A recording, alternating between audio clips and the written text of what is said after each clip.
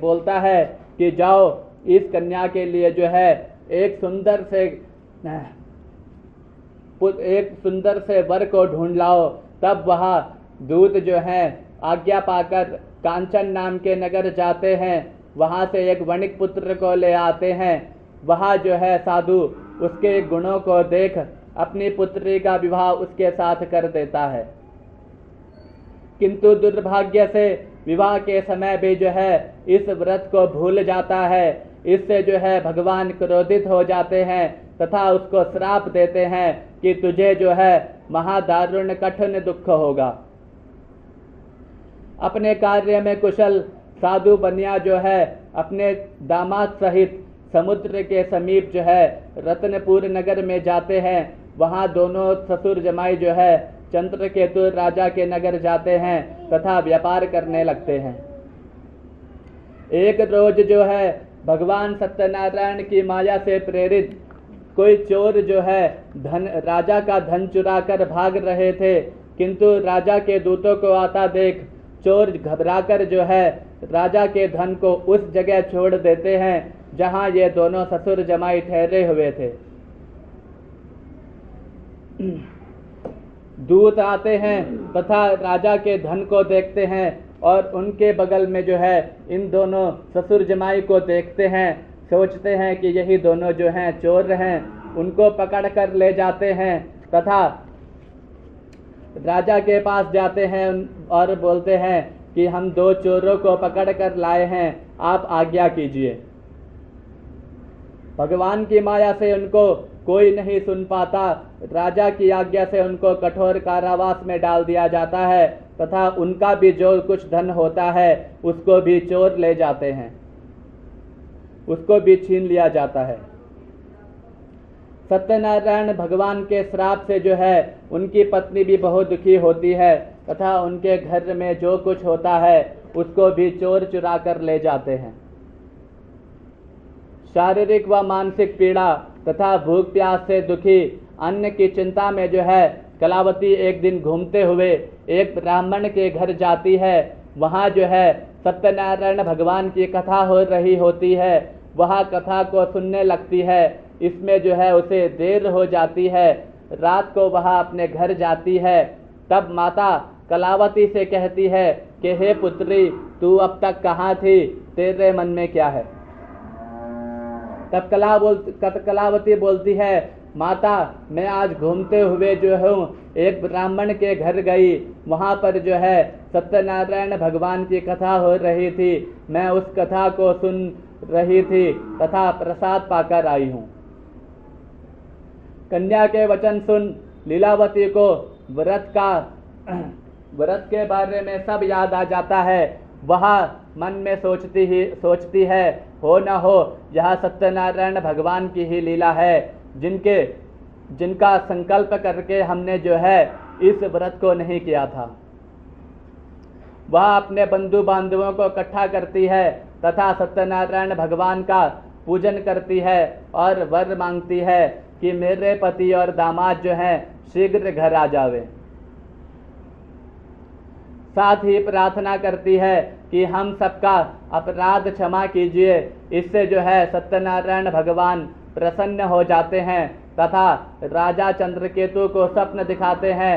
बोलते हैं कि हे राजन, दोनों वैश्यों को छोड़ दो, जो तूने इनका धन छीना है उसको भी लौटा दो। नहीं लौटाओगे तो मैं जो हूँ तेरा धन, राज्य, पुत्र आदि सब नष्ट कर दूंगा। इस प्रकार भगवान जो है उसके स्वप्न से अंतर्धान हो जाते हैं। तब प्रातः काल जो है चंद्रकेतु अपने स्वप्न की बात बताता है। सब उसके दरबारी कहते हैं कि यह भगवान की स्वप्न वाणी है, इसको हमें पूरा करना चाहिए। तब उन दोनों वैश्यों को लाया जाता है, उनकी बेड़ियों को हटाया जाता है, उनको नए नए वस्त्र दिए जाते हैं। तब राजा बोलता है कि हे महानुभावों, तुम्हारे पूर्व कर्मों के द्वारा जो है तुमको यह दुख मिला है, अब भय नहीं है। इस प्रकार उसको अपनी वाणी से संतुष्ट कराते हैं तथा उनका जो भी धन छीन लिया गया था उसे दुगना करके लौटाते हैं। इस प्रकार दोनों वैश्य जो है अपने घर की ओर प्रस्थान करते हैं। विष्णु भगवान की जय, सत्यनारायण भगवान की जय। सूत जी बोलते हैं वैश्य जो है मंगलाचार करके अपनी यात्रा आरंभ करते हैं तथा नगर की ओर चलते हैं। थोड़ी दूर जाने पर भगवान सोचते हैं कि इन दोनों की मन की बात जानी जाए। वह जो है दंडी का स्वरूप धरते हैं तथा उनके पास जाते हैं। उनको बोलते हैं कि हे साधो, आपकी नाव में क्या है। तब अपने धन के लोभ में चूर वह वैश्य बोलता है, हे दंडी, कैसे पूछते हो, क्या कुछ धन रुपये लेने की इच्छा है? लेकिन हमारी नाव में जो है केवल बेल और पत्ते भरे पड़े हैं। वैश्य का कठोर वचन सुन भगवान कहते हैं कि तुम्हारा वचन सत्य हो। दंडी ऐसा कहकर वहां से थोड़ी दूर चला जाता है तथा समुद्र किनारे बैठ जाता है। दंडी के जाने पर जो है वैश्य अपनी नित्य क्रिया करके नाव को चलाने लगता है। तभी वह देखता है कि नाव बहुत ही हल्की चल रही है। वह मन में सोचता है यह कैसे हुआ। वह अपने संदूकों में देखता है तथा देखते ही मूर्छित हो जाता है, क्योंकि उसके कहने के अनुसार उसके संदूकों में जो है केवल बेल और पत्ते भरे होते हैं। कुछ देर में सावधान होता है, तब चिंतित होता है कि यह सब कैसे हो गया है। तब उसका दामाद उससे बोलता है कि यह श्राप जो है उस दंडी ने दिया है। वह सब कुछ करने में समर्थ है। उनकी शरण में चलिए तो मनोवांछित फल मिलेगा। ऐसा बोलते ही जो है वह वैश्य उस दंडी के पास जाता है, उनको नमस्कार करता है और बोलता है, हे भगवान, आपकी माया को जो है ब्रह्मा आदि देवता गण भी नहीं जान सकते। मैं तो फिर भी एक अज्ञानी मनुष्य हूँ, मैं कैसे आपको जान सकता हूँ। आप प्रसन्न होइए, मैं सामर्थ्य के अनुसार आपकी पूजा करूँगा, मेरी रक्षा कीजिए। पहले के समान जो है नौका में धन भर दीजिए। उसके भक्ति युक्त वचन सुन भगवान जो है प्रसन्न हो जाते हैं तथा उसको इच्छानुसार वर देते हैं और वहाँ से गायब हो जाते हैं। इस प्रकार जो है पहले की भांति नाव में धन हो जाता है। इससे वह साधु बड़ा प्रसन्न होता है तथा अपने बंधु बांधवों के सहित जो है सत्यनारायण भगवान का पूजन करता है तथा अपने नगर की ओर चलता है। जैसे ही अपने नगर के निकट पहुंचता है, तब वह अपने दूतों को भेजता है और बोलता है कि जाओ मेरी स्त्री से कह दो कि साधु अपने दामाद सहित नगर के समीप आ गया है। ऐसा वचन सुन साधु की स्त्री बड़ी खुश होती है। सत्यदेव का पूजन समाप्त कर अपनी पुत्री से कहती है, मैं अपने पति को देखने के लिए जाती हूँ, तू भी पूजन समाप्त कर जल्दी आ जाना। माता के ऐसे वचन सुन कलावती जो है पूजन समाप्त कर लेकिन प्रसाद को छोड़ जो है अपने पति को देखने के लिए जाती है। प्रसाद को छोड़ने के कारण जो है सत्यदेव भगवान रुष्ट हो जाते हैं तथा उसके पति को जो है नाव सहित पानी में डुबो देते हैं। इस प्रकार वह आकर देखती है तो वह बहुत रोने लगती है। इस तरह नौका को डूबा हुआ तथा कन्या को रोता हुआ देख साधु भी बड़ा दुखी होता है। वह बोलता है, हे भगवान, मेरे या मेरे परिवार से जो भी भूल हुई है उसे क्षमा कीजिए। इस प्रकार बार बार बोलने से जो है दीनों के भगवान सत्यदेव भगवान जो है प्रसन्न हो जाते हैं।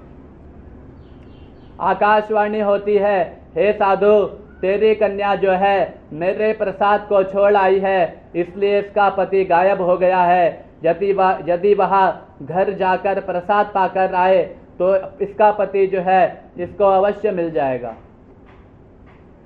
ऐसी आकाशवाणी सुन कलावती शीघ्र घर जाती है, प्रसाद पाती है तथा वापस आकर अपने पति को देखती है तथा बड़ी प्रसन्न होती है।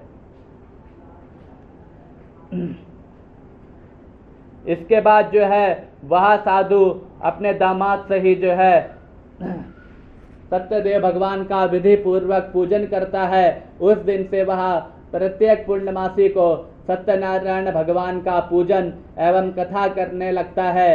अंत में इस लोक का सुख भोग अंत में जो है स्वर्ग लोक को जाता है। विष्णु भगवान की जय, सत्यनारायण भगवान की जय।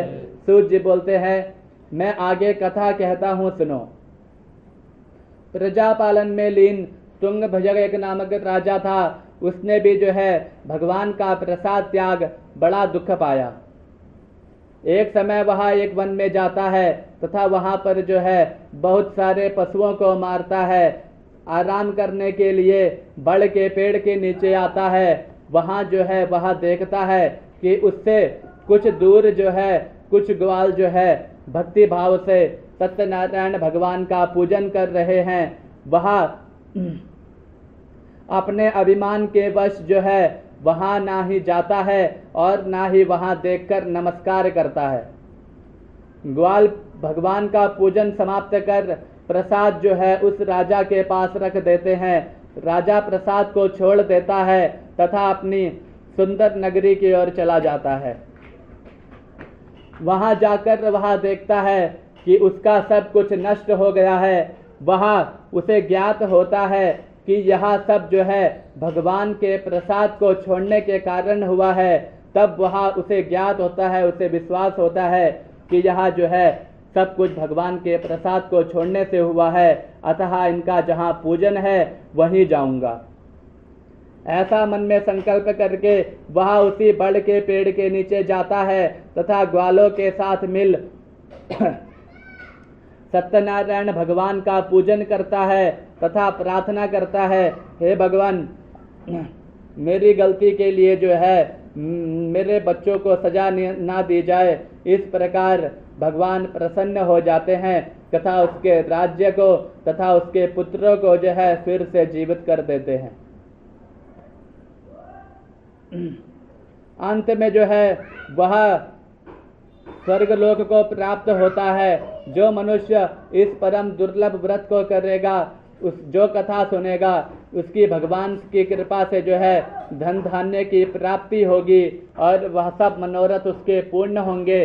अंत में जो है वह बैकुंठ धाम को जाएगा। जिन्होंने पहले इस व्रत को किया है उसके दूसरे जन्म की कथा कहता हूँ। वृद्ध शतानंद ब्राह्मण सुदामा हुआ, जो है उस समय में कृष्ण जी की सेवा करके मोक्ष को पाया। उल्कामुख नामक राजा दशरथ हुए, जिन्होंने जो है उस समय में राम को जन्म दे बैकुंठ को पाया। साधु नाम के वैश्य ने जो है मोर ध्वज बन अपने पुत्र को आरे से चीरकर मोक्ष को पाया।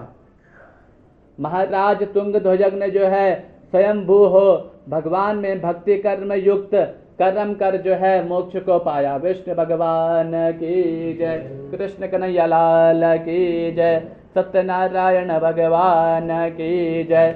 श्रीमन्नारायण नारायण नारायण, श्रीमन्नारायण नारायण नारायण, भजमन्नारायण नारायण नारायण, भजमन्नारायण नारायण नारायण। गोपी नारायण नारायण नारायण, गोपी नारायण नारायण नारायण, माधव नारायण नारायण नारायण, माधव नारायण नारायण नारायण।